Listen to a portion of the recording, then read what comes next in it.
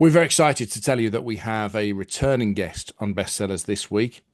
He's completing his hat trick of appearances on this podcast with us, which just makes me very happy indeed. He is without doubt my all-time favourite writer in the world. There is nobody else for me that betters Michael Connelly.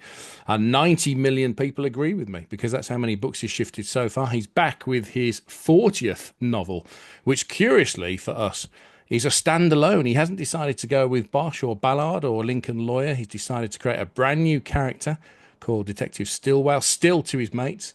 And we will find out what lies behind Nightshade as we welcome Michael Connelly to Bestsellers. How are you? I'm good. How you doing? Thanks for having me on for a hat No, trick. I'm thrilled. I'm so pleased you said yes for a third time. Tell me this. I mean, listen, you're vastly experienced. This is not your first rodeo by any stretch. So are you excited that you're bringing a new character into the world, or is it slightly nerve-wracking, even though you've got this incredible track record behind you? Yeah, I think every writer will tell you they always have a little bit in the back of their mind, like, how will this go? I feel, pretty confident in the book and in myself and so forth. And I liked some of the things. They might be subtle to readers, but there were some challenges to me in this book, which is a good thing to have in your 40th novel. So I'm pretty happy with it, and hopefully readers will be too. So was it the character that just kind of came knocking and you couldn't ignore it and you just kind of had to go down this avenue, or was it the location of Catalina, which is such an intoxicating place to set a book anyway?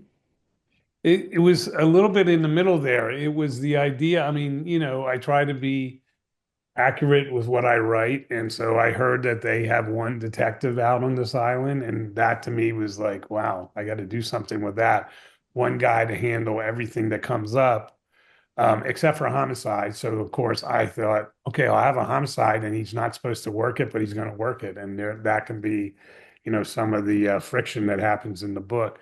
So it was really when I heard there's one detective out there, I started thinking about that. And then the opportunity that would bring me to come up with a new character and some things I haven't done before. And so when you're trying to come up with that new character, could you give us a fair bit in this about Stillwell? We know that he was on a police diving team. He used to be on the mainland in LA, and now he's not. You tell us very quickly that anybody else who works in law enforcement in Catalina is sent there kind of in disgrace. So you give us a few breadcrumbs. How do you decide how much to give us for a new guy that we need to root for, and how much are you holding back for the next book? I try not to hold anything back. The yeah, this the in terms of the sheriff's department, it is kind of an island of misfit toys. It's a place they can hide people who have messed up, who might be the subject of a lawsuit. And if you fire someone for doing something wrong, you're pretty much admitting they did something wrong. So they will hide them, basically put them out on this little bucolic island, as Natalie called it, um, until the coast is clear to get rid of them, type of thing. And Stillwell is not one of them, but they need somebody in charge who knows what they're doing. So he does have a well-rounded experience, including being a former diver. And I've never written about someone like that, but I actually grew up in Florida and I was a diver and always had kind of a reverence to being under the water and what I would see and so forth. So, what was not, it wasn't really challenging, but what was fun about this book was I could write about a guy underwater. Never did that before. And Phil, yeah, I know you've already read this. I don't know if you noticed this, but it took me 40 novels to write about a guy who has a normal and healthy and good domestic relationship. Yeah, I did notice that. Yeah. This is a honey, I'm home type of guy. Yeah. And that's a challenge because it's a lot easier to write about people who are yearning for something or looking for something and don't have a companion or have trouble keeping a companion. And so this is like a normal guy, kind of like me. I mean, I've been married for 41 years, and so I'm writing about a guy who doesn't have that challenge in his life. So it's like you got to find challenges elsewhere to keep things hopping along. But I think on that as well, I will absolutely have to come back to some diving stories in a minute too. But I really like that you play with that tension in the book from, you're kind of saying at the beginning as well that this main character of Stillwell, he's been kind of put out to pasture, if you like, on Catalina, sort of in disgrace. But actually, is it disgrace? Because like that whole kind of thing about when you get to a certain point in your career and whatever's happened, do you go for like the status of the career and the job, or do you go for this is great. I get to wake up and I look at the water and I have got this stable home life. And actually, that status, does that kind of matter more? So I really liked how you were playing with that a little in this book too. Was that something you were really keen to dive into? Excuse the pun. Yeah, yeah. I mean, it obviously goes through a transition. He's well into it when we meet him because he's been on the island probably 9 or 10 months, I think.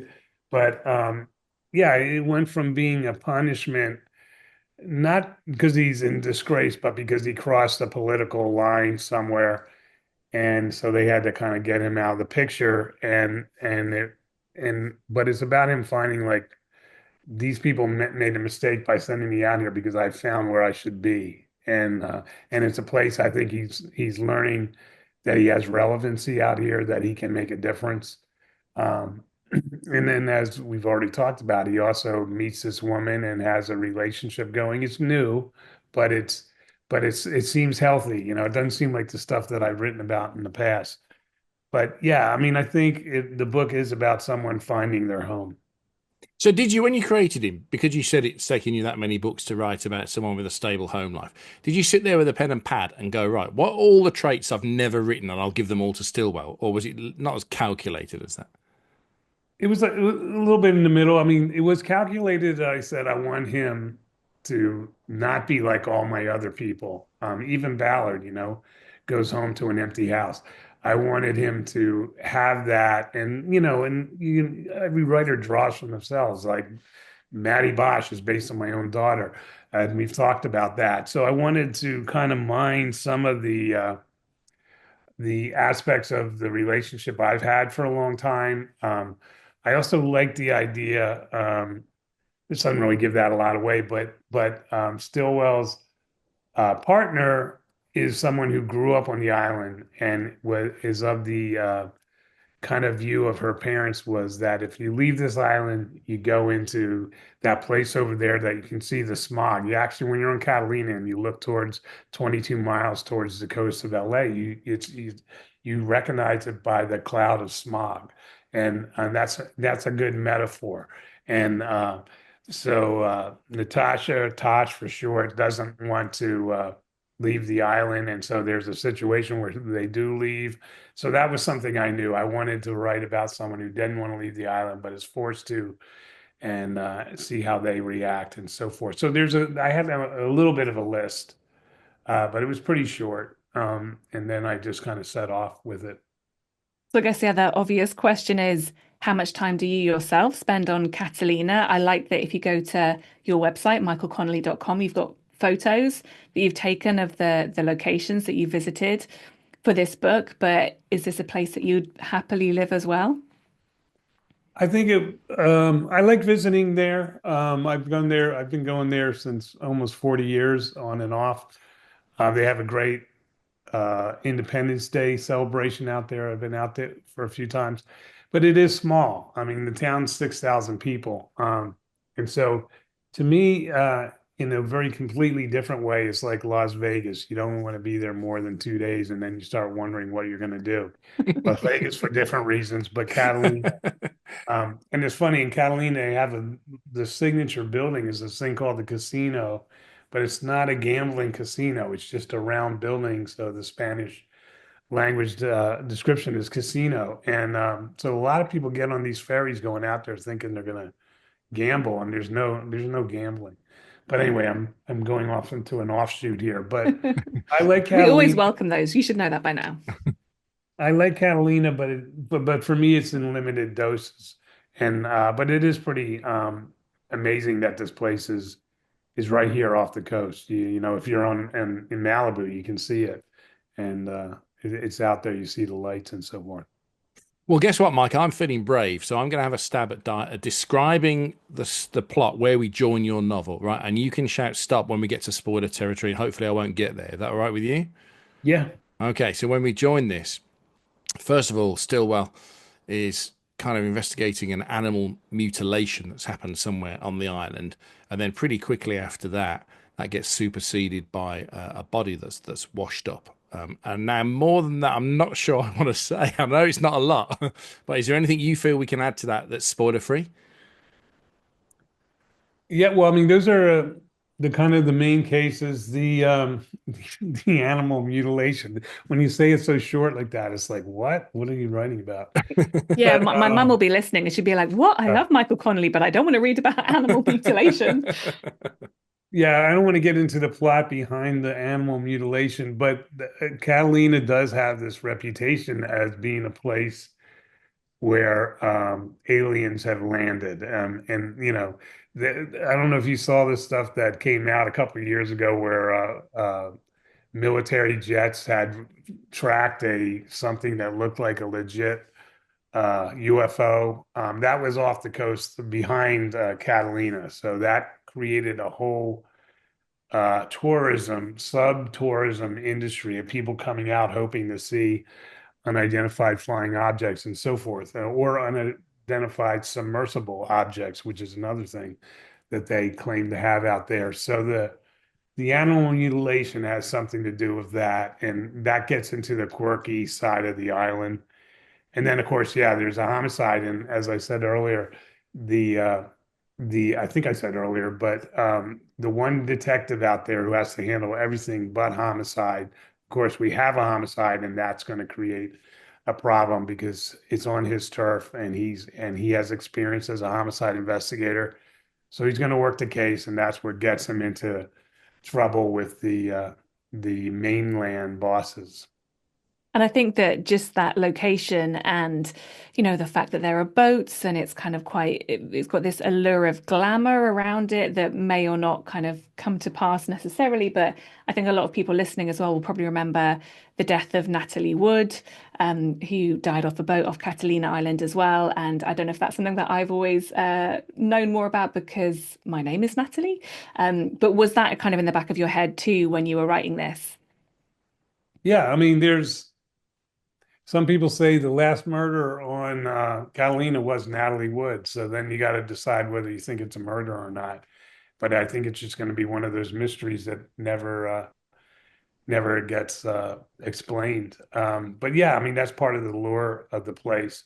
The other thing that drew me to it is this really interesting to me dichotomy that it's a working class town. It's like 6,000 people, and most of them are there because they're in the service industries, the restaurants, the hotels, and that harbor. And so you have people it's a blue collar town, but right in that harbor, there's, millionaires and billionaires' boats.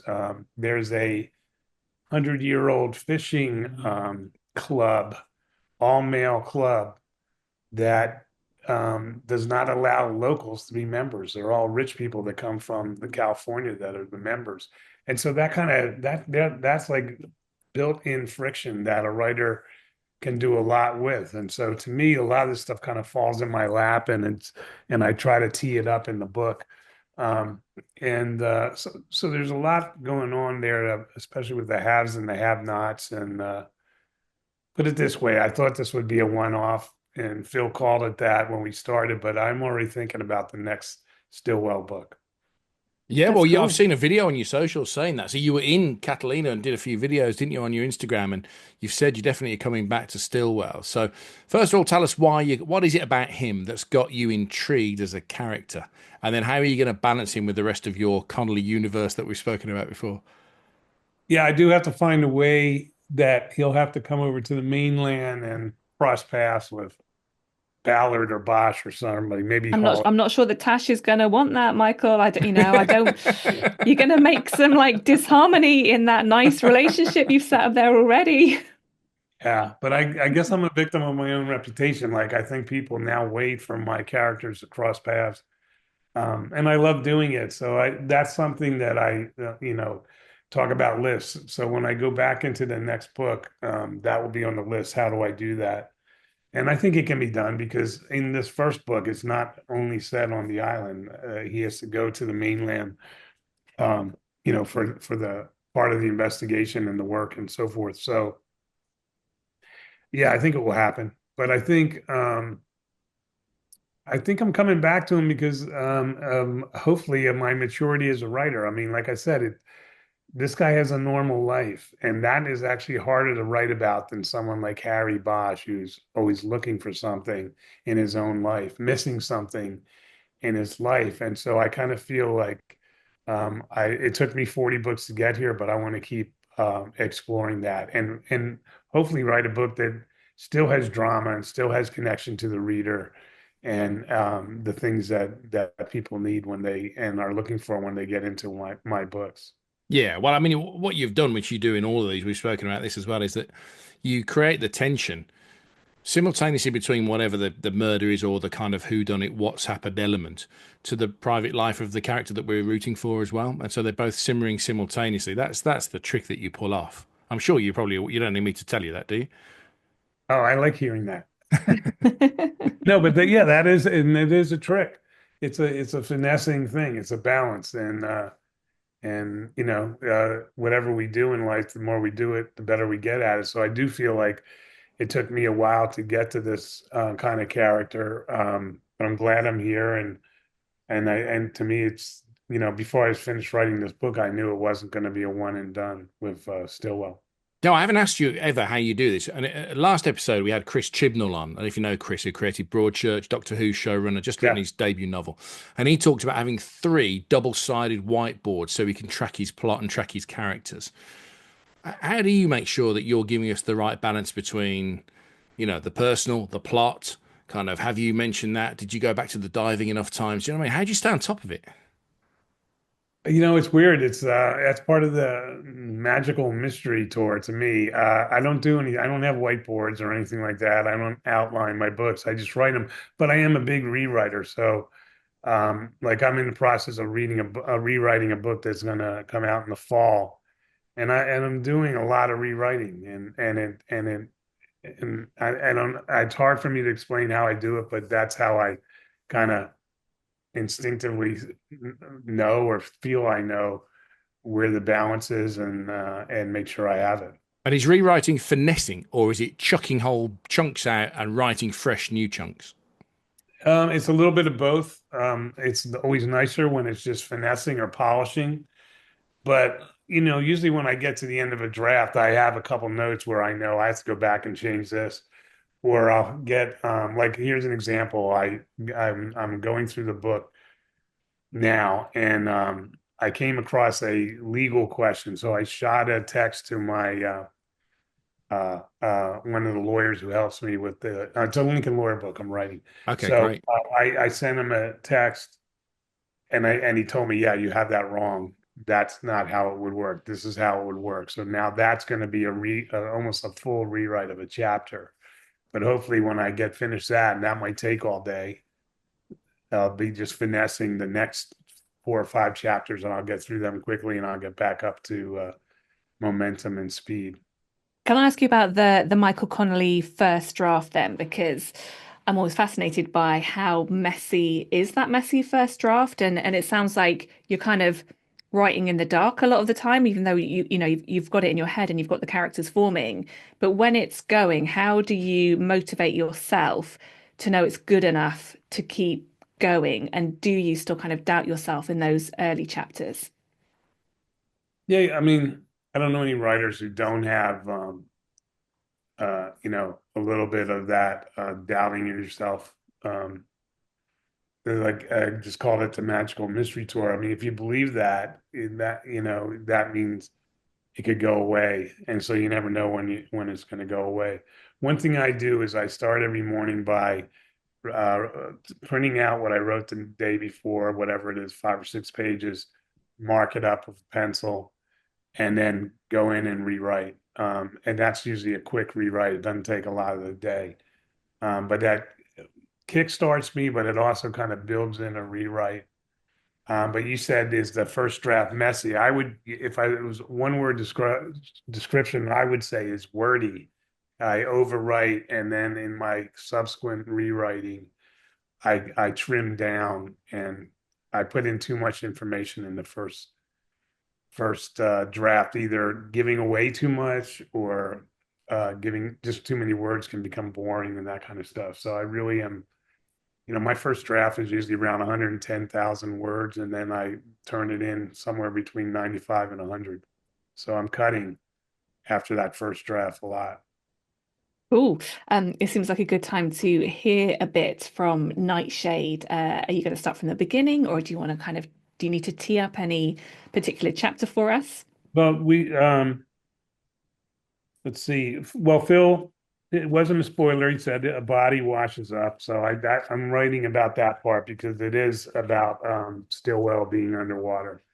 So I just thought that would be interesting because I haven't written about like that kind of stuff before. So okay, so to tee it up, what happens is there's a guy, he's a hull scraper. His job is to go underneath boats and scrape barnacles off of them when they're in the harbor, and he's doing that, and he looks down at the bottom and sees a body that's wrapped in an anchor chain and held to the bottom of the harbor, and of course calls out the authorities, and Stillwell goes down to check it out. The water was cold. It felt like ice poking into his ears as he descended. Most of his body was insulated by the wetsuit he'd kept from his days on the sheriff's dive team, but his feet, his scalp, and his ears were exposed to the chill. Stillwell felt a sense of deja vu as he went down. The cold, the sound of his own measured breathing in the mask, the slow motion and silence of things underwater. He followed Denzel Abbott down, both tethered by the hookahs connected to the compressor up on the hull scraper's skiff. The air piped through the hose was foul, stale, and only in Stillwell's mouth and lungs. And oily in Stillwell's mouth and lungs. He fought back nausea as he sank with the help of the weight belt he had borrowed from Abbott. The sun had burned away the marine layer by the time Stillwell got back to the harbor after Tash Dano's call. Abbott told him that he had been scraping barnacles off the Aurora when the glint of shiny metal caught his eye from 25 yards away. He went farther down to investigate and was repelled by what he saw. He was pretty sure it was a body. They went into the water about 30 feet off the Aurora's stern. Rays of light shot through the tall branches of the kelp forest rising from the bottom, otherworldly strands of green leaves languidly reaching for sunlight and swaying in the current like a line of dancers in sync. Stillwell could now see a reflection off a polished metal anchor. They moved through the shadow of the Aurora's hull as they dropped farther into the depths of the harbor. The body, if it was a body, was 30 feet down. It was as Abbott had described, a human figure bloated and bursting from an opening in what looked like a large black bag that was wrapped in braided anchor line and a heavy galvanized chain. The chain extended 3 feet down to an anchor snagged on a coral outcropping. Long dark hair had come through the opening in the black plastic and floated free in the current. Stillwell could see that it was attached to a white scalp. As he approached, he realized that it looked like a macabre balloon arrangement buffeted by the bottom current of the harbor. He noticed a streak of purple dye in the dark hair and guessed he was looking at the remains of a woman. So that purple streak he later finds is dye called Nightshade. And that's where the title of the book comes from, that this victim is referred to by him and then someone else we meet later on as Nightshade. So that's where that comes from. And Nightshade is a purple flower that grows on the hillsides in Catalina. And what was cool about it is that it's also poisonous. So was that the only contender in town, or did you get to a few titles before you got to Nightshade? Yeah, I was going to call it Avalon for a while. That's the name of the town Yeah. on the island. Trying to think of what else. But yeah, nice. I mean, titles are marketing. So I, most of my titles I come up with, but they have to go through the wicket of marketing and so forth. And so we went through a few titles and ended up with Nightshade. With your permission, I'm going to read a little bit that just follows on from that, just because I was intrigued, as I think Natalie was earlier as well, about your diving past that you bring to this. So there's no spoiler in this little passage, but it does reveal a bit about the intent of the novel. I could see them from up here when they pulled her out. She was already in a body bag. Yeah, they do that when the recovery is in a public place with people watching. Did you ever do it that way? On the dive team? Yeah, a few times. Oddly, there's something peaceful about it. When you're underwater, I mean. Tash said nothing in response, and Stillwell wondered if he had said something weird. She didn't know much about his time on the sheriff's dive team. It wasn't something you liked to talk about. And that's such a short piece, but in there you get plot and you get character in one bit, which is why I loved it and wanted to highlight it so much. But now that you've blabbed to us that you were a diver, that sequence under the water, did that all come from your experience of diving, or did you have to? Again, I know you've got a load of people on the payroll, coppers, lawyers. Have you now got police divers on there? No, actually, I did not talk to any diver for this. I have in the past, and I've written about them when I was a journalist, but no, I mean, I've been underwater. I mean, most of my, but also, I'm talking about the cold. I grew up diving in waters off of Florida that were warm. And Mm. in fact, I actually had worn a wetsuit when I tried to surf out in California, but I never dove with a wetsuit before, or anything like that. So it's different, but there is that um, peacefulness and slow motion of the way things move that when you're underwater that I was hoping to capture. Do you miss it? I don't. It's very strenuous, and I'm way too old to be doing it. I started doing it because my dad loved doing it. So I started diving when I was like 13, and and I stopped doing it in my 20s. But it's I'm glad I did it, but I don't miss it. Yeah, I've tried it couple of times, like on holiday, so nothing like professionally or to any level, but it wasn't for me. I didn't particularly Didn't enjoy it, like the or calmness. no, it was if the honest truth was that the first time I did it, I'm really short-sighted and I didn't have prescription goggles or a mask. So when I dove underwater, I was pretty blind. So when it went really dark, I could see even less than anybody around me, and that was actually quite terrifying and not calm at all. Um, I think, Michael Connelly, that I might have worked out what some of your characters have got in common, right?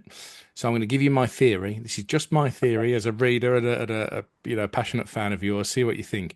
But I think whether it's Mickey Hawler or Bosch or Renee and now Stillwell, they have a healthy disdain for authority, even though they're upholding it.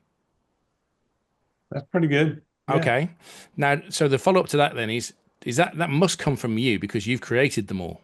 And if so, why? What's your problem with authority, Buster? Yeah. Yeah. I didn't know this was going to be a therapy session. Yeah, strap in. I don't know. I mean, maybe I'm writing about, you know, that I fantasize that I could be an anti-authoritarian type guy because I don't really think, I respect authority, especially law enforcement. Um, so yeah, I don't know. Maybe it's just what I'm a product of what I read, writers learn to write by what they read. And I've just been, we've already talked about this. I really kind of grew up loving the private eyes because they were the outsiders looking at inside, the establishment. But then when I was a newspaper reporter, I dealt with cops. So of course, when I was going to write a book, I was going to use what I knew. So I never really wrote what I loved reading, but I think I might have instilled some of the characteristics of those characters in my authority figures. Yeah, there's another bit that to support that. Again, there's no spoiler in this, but Stillwell nodded, noting that it was the second time so far in the day he'd been told to fuck off. He took that as a good sign on multiple levels. And that's kind of. I thought you learned more in that sentence on the progression of the inquiry than pretty much anything else. Yeah. No, Yeah. that's good. I liked it, liked it. That was very funny. Go on, Nat. Yeah, well, I was going to say there's two things on that. Yeah, I think that's a good way to know that you're asking the right questions, right? If you're kind of Hmm. riding people up. But Especially as journalists, we're all journalists. yeah, you don't want to rile them up too much. But I would also say from the novels that I've read of yours, Michael, that your characters have a desire to eat good takeout food as well, which you also highlight really beautifully in this book as well. I'm not so sure about the pickled eggs and pretzel sticks that they have while playing pool. I don't know if that's something that you have a particular taste for. No, that's awful. Yeah, that's horrible. But that place, Joe Joss, that's like, 100-year-old by California standards, that's pretty old. Um, yeah, it's weird. So, I mean, that's weird enough that I had to put it in the book, but I didn't have to partake. I didn't do that research. I mean, even when you go in there, you can smell pickled eggs, and not my thing. Well, it's a good Yeah, point, though, Nat. You've spoken to Mike before, haven't you, about the placement of food and yeah. restaurants in these novels. What does it do for you, Michael, as a writer? How does it help to ground the story? Because there's good Mexican food in this one. Yeah, I mean, yeah, it's unusual to me. I mean, I don't know why. Maybe that's what I could look into in the next book. But there's more Mexican restaurants out there on Catalina than anything else. Food is character, just like everything's character, and it goes in with my desire to write about a character that doesn't really exist, but anchor them in a real world. So, my restaurants are real. Some of them are ones I like, but some of them come out of the research with cops and so forth, where they eat, where they can get a discount if they have a badge, that kind of stuff. So yeah, it's all important. I learned a lesson early on from my British editor. Actually, you guys probably know Jane Wood, and she was my editor for about 20 books, and she would always track the food.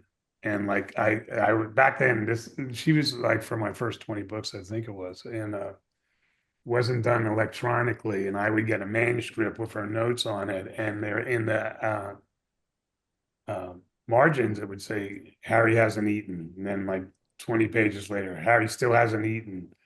20 pages later, could you at least get him a hot dog? That kind of stuff. But I love that note. But there's, it is a really good way to, as we were saying earlier as well, to kind of balance that tension between the domestic life and the work life as well, because there's a scene in this where he does get, I can't remember if it's a burrito that he gets, but he's late, he can't then go pick it up, so he has to ask his partner Tash to go and get it for him, and then she's like, okay, I'll keep it warm for you. And as a reader, you're like, but what's going to happen to the food? Like, it's going to be like ruined by the time he gets there. So it totally works for me. Yeah. I mean, there is that thing about you'd think like on an island, everything moves slower, but he's got a case and he has to keep moving. He's actually balancing a few different things. And so I wanted to keep that thing that happens on the mainland, that sometimes you got to grab food when you can and sometimes you miss it. So listen, let me just move away from this novel for a moment. So this is by the time people hear this, the book will be out, right? And it'll be out there in the wild.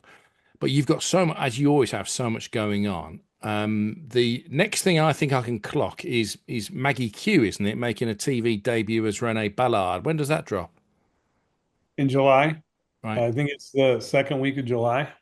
To Amazon Prime. Yeah. And And what are we getting? A season of 10? yeah, there's a 10 episode season. We're already finished. It's very good. I mean, I'll be bragging, but I just think it's really good. She's fantastic. Um, and maybe I'll get my teeth kicked in, but I'm more confident in this show than I've ever been in any show I've been involved in. Why is It that? just maybe it's because I've been making TV now for 10 years and I know more about it than before. But I just have a high level of confidence in this show, and largely because of her. Right. She's just really good. I mean, she gets introduced in the last episode of Bosch Legacy. It came out about a month ago.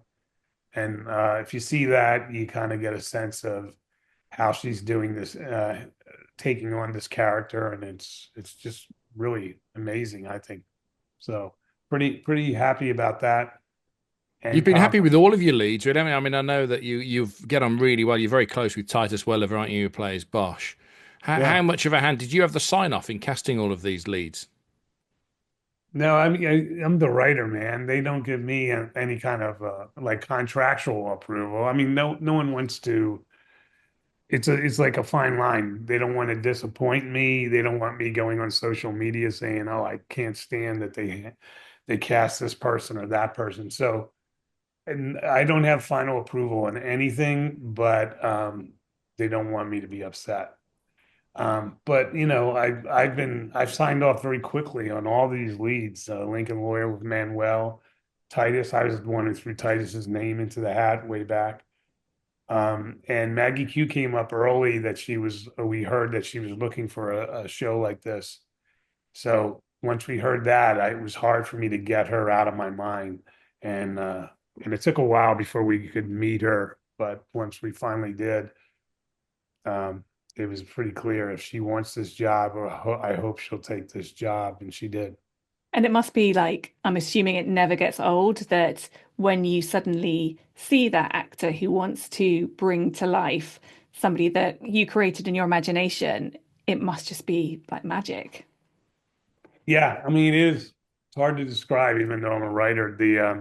It's a pretty it's a pretty amazing and surreal thing, and with Maggie, it was like almost like otherworldly because in the books, Ballard is from Hawaii. Her father was in the Vietnam War, and when he was coming back after the war, there was always a stop off in Honolulu, and a lot of people never went back to the mainland because the reception was not good. And that's who her father was. He stayed in Hawaii. And that's the exact Maggie Q story. She's from Hawaii. Her father was in the Vietnam War, and he stopped off in Honolulu and never went back to the mainland and married her mother, who was Vietnamese. So it was like, I didn't know that till after she was cast. And then it was like, and she hadn't read the book. So she read a book and then called me and said, like, how'd you know this about me? Because it's the exact same story. It's amazing. That's incredible, isn't it? What are the Yeah. Yeah. chances of that? And she's Wow. so cool. Like, yeah, we're a fan of the Divergent series in my house as well. And yeah, she's great. So that's coming in July, Mike. And then what about where you at with? I know Bosch has finished, hasn't it? Lincoln Lawyer. Yeah, we're filming the fourth season of Lincoln Lawyer. We got a couple more weeks to go on that, and that I don't have a date, but we've been coming out every year in October, so I'm assuming that will be out in October. And that one's based on the book called The Law of Innocence, where Mickey gets accused of murder and has to defend himself. And then you mentioned earlier in this podcast that you're doing another Lincoln Lawyer novel, which will land in Yeah, October. So this is a two-book year for you, which I know you have done. It's not unprecedented, but you're normally a book a year guy, right? yeah, yeah. I mean, it looks like two a year, but it usually takes about 3 years to be able to have two in one year, Right. because they overlap and all that stuff. Um, which will be interesting because I think I just finished writing. It's called The Proving Ground. So I just finished the Lincoln Lawyer, and I got about a week of final rewrite on it, and then I'll probably start writing a Stillwell book. So I don't know if next year will be a 1 or 2 book year, but the Stillwell book is a little bit shorter. I think it's about 50 pages shorter than uh, my routine books, I guess you'd say. So that also helps when one is shorter. And obviously, Yeah. I know Stillwell is set in Catalina, and I know there's a little bit of kind of mainland stuff, but I noticed that for a novel that feels very contemporary, you steered clear of the California wildfires. Will that feature in the next Lincoln Lawyer? Yeah, I mean the yeah, this book Nightshade was completed, and I couldn't get back to it when the fires happened. But I was in the middle of writing, not middle, but I was about 100 pages into the proving ground when the fires occurred, and ironically, I had said it in the week that the fires occurred, and so I had to decide to kind of retool it and include the fires or back it up and have the story happen before the fires. But that didn't feel right, you know. It was such a big thing out here. Um, I just, you know, so then it became okay, I'm going to include the fires, but I don't want to be exploitive. And so it was a whole, actually, for first time in probably about 35 years, I didn't write for almost a month while I was kind of paralyzed thinking about what do I do here. And then I got my mojo back and went back into writing it. And there is a significant reflection on the fires with a major character having lost a home in the fires, and through that character, I can kind of reflect on what's been going on out here. Were you Uh, okay? Did you I, lose I lost a property? house. Yeah, my house got burned down, and but I had two houses out here, and we were in the middle of renovating one, and the one that got renovated burned. But so we weren't there. We didn't lose. I didn't lose a single photograph or anything personal. So I was very lucky in that regard. And because we hadn't moved in there yet, so I count myself among the lucky people because there were like 16,000 houses burned. Mm, mm, It's crazy. It's yeah. crazy. It's like, I mean, not that I was there, and I don't want to compare it to something as horrible as World War II, but it kind of people say it reminds them of photos of Dresden, you know, and is it, you know, some of these areas where just block after block houses are gone. Yeah, it's devastating.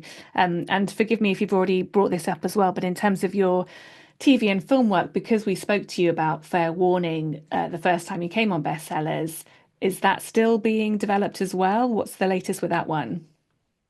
Um, that one's kind of stalled a little bit. I have some meetings actually coming up pretty soon, I think in 2 weeks, about like what do we got to do to get this going again. So hopefully that will go. I mean, that's pretty interesting because it's about the DNA business, I and love that book, like the story, and uh, it's so cinematic as well. You can absolutely see it on the screen. yeah, and then 23andMe, you know, went bankrupt, and now there's a big question about what's going to happen to everyone's DNA and whether it's going to be private. I mean, it's almost like a sequel to the book because that's what the book was about. So Yeah, does that it's mean true. are you going to do that sequel? Yeah. I don't You've got know. I such a queue, haven't you? actually, I should mention Proving Ground. You know, the Jack McAvoy books are usually about something, some technology advancement or something. So, you know, way back in with the poet, it was about this new thing called the internet. Um, and you know, Fair Warning was about DNA. So this Proving Ground with Lincoln Lawyer is about AI. And so I had to bring Jack into it. So Jack is a big part of the that book as well. So it's another one where my characters cross paths. So can Excellent. we ask you about your views on AI? Because again, it's such a touchstone, I think, for lots of people who have very strong opinions on whether it's for good or evil. Yeah, I mean, well, obviously it's already being used in many amazing ways, but it's also being used recklessly. I'm actually suing OpenAI. I'm part of a band of authors who they use our books without permission, you know, for the training, and so it's to us it's a copyright issue and a you know an artist's rights issue. So we have a class action lawsuit that I think is going to trial in August. And it's been going on for like 2 years and had to do depositions and all that kind of stuff. And so far, no one's blinking, so it might actually go to trial, which will be pretty interesting. So, in a way that somewhat inspired, um, two things inspired it: my own involvement in this lawsuit, and then, which I'm sure you guys know about way more than people over here, that guy who jumped the wall at Windsor Castle with a Hmm. crossbow because his Hmm. AI companion told him to kill the queen. So, when AI is having that kind of influence on young people, I think there's a story there, a story with a kind of a fair warning part of it. So that's what Mickey Haller's involved in a lawsuit like that in the next book. I wonder if I've got a slightly naive view of AI, Michael, because I think, even that passage I read out from your novel, I'm not sure you can teach a computer to spin on a sixpence that sharply. Same with comedians. I'm not sure you can teach AI to write really sharp one-liners, but maybe I'm being naive. Do you think I am? Well, no, I mean, I appreciate hearing that because that is my opinion, but that's not going to stop them from, you can go on OpenAI. A New York Times reporter called to interview me after this lawsuit was filed and said, "Hey, before I called you, I asked Open or Chat GPT Mm. to give me a Harry Bosch short story. Do you want me to send it to you?" And it was like, "No, I don't want to read that." But I have not read any version, AI version of my own work. But maybe it's just egotistical, but I have a feeling it's not up to snuff. But No, Yeah. but but it's that's not out that's not the that's a separate issue almost, isn't it? About there. the issue around the lawsuit is that it's an unauthorized or perceived unauthorized use of what you've done to try and coax something to perhaps not write a Bosch or a Ballard, not try to mimic you, but to write a novel of a similar ilk. Yeah, yeah. I mean, it's going to be interesting. There's been other lawsuits, so they keep adding lawsuits, consolidating them, and that's one reason why our thing has been delayed. But I think it's finally going to be a trial unless they somehow come to a settlement. And the settlement is not about money; it's about control and consent. Yeah, because that's the I think it's interesting about thing as well, right? Because the people who are behind a lot of the AI, they have all the money in the world. So that's not an yeah. I mean, incentive. yeah. I mean that's I tackle that in the book I'm writing or just finished writing. Like how do you punish a company that's worth billions and billions of dollars, but it is they call it the three C's. It's about control, consent, and compensation. But we're in a class action suit sponsored by the Authors Guild. So if there's any compensation, it will go to the guild. We just want to be able to control Mm. our own creative efforts and not have them taken from us. So it's Well, kind listen, of we a watershed moment in and it is weird because this is one section of AI. And there's another section of AI in medicine and other things that I think is uh, in many ways changing the world for the better. Yeah, my husband works for the NHS in the digital side of things and is looking at a lot of those things in various projects that he's working on. And yeah, some of that stuff is literally life-changing. we should probably get some recommendations. But by the way, we'll follow that case from the other side of the pond. You know what I mean? We'll keep an eye on that when it comes to August time, and wish you well with it. Um, For sure. re- There's stuff happening in the UK as well, as I'm sure yeah, you're yeah, aware too. you'll probably know that your British compatriots are in a similar kind of lawsuit. Oh yeah. Um, Tell me this: you got some book recommendations for us? What else have you? I mean, amongst all everything that you've done, I don't know how you find time to read a book, but you must have. Yeah, I have a few. In 1992, my first book received an Edgar Allan Poe Hmm. Award for first novel. This is the Black Echo, wasn't it? But yeah, Yeah. and so I've endeavored to collect them, and I read them every winter. I read, and I think they've been giving that award out for 75 years. And so through a lot of book dealers and all that, I've been trying to get a collection of them all, and I'm missing only one. but and I think it's from like 1952 or something, and I've been told there's none left. I mean, you'll never get that one. But anyway, so they just put out the awards. I think it was 2 weeks ago. Uh, yeah, and the last Thursday in April. Anyway, so this book, Holy City, this is the American version by Henry Wise, and it's not because we have a new pope. Holy City refers to a different place, not the Vatican, but I'm reading that right now, yeah, because this just won it. It's really a really good um novel. It's a kind of a Southern novel, which I'm a sucker for Southern novels since I grew up in Florida. And I had a teacher at school named Harry Cruz, who was like the original Southern Gothic writer. So anyway, this is a great addition. I shouldn't say great yet because I haven't finished writing it, but I can see why it got the award so far. And then the other That sounds great, by the way.